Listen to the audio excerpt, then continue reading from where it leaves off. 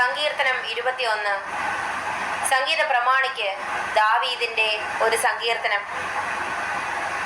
യഹോവേ, രാജാവ് നിന്റെ ബലത്തിൽ സന്തോഷിക്കുന്നു, നിന്റെ രക്ഷയിൽ അവൻ ഏറ്റവും ഉല്ലസിക്കുന്നു. അവന്റെ ഹൃദയത്തിലെ ആഗ്രഹം നീ അവന് നൽകി, അവന്റെ അധരങ്ങളുടെ യാചന നിഷേധിച്ചതുമില്ല. നന്മയുടെ അനുഗ്രഹങ്ങളാൽ നീ അവനെ എതിരേറ്റു, തങ്കകിരീടത്തെ അവന്റെ തലയിൽ വയ്ക്കുന്നു. അവൻ നിന്നോട് ജീവനെ അപേക്ഷിച്ചു, നീ അവന് കൊടുത്തു.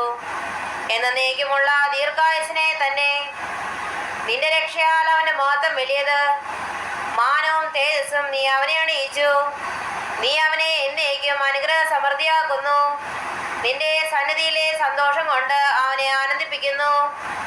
രാജാവ് യഹോവയിൽ ആശ്രയിക്കുന്നു, അത്യുന്നതന്റെ കാരുണ്യം കൊണ്ട് അവൻ കുലുങ്ങാതിരിക്കും.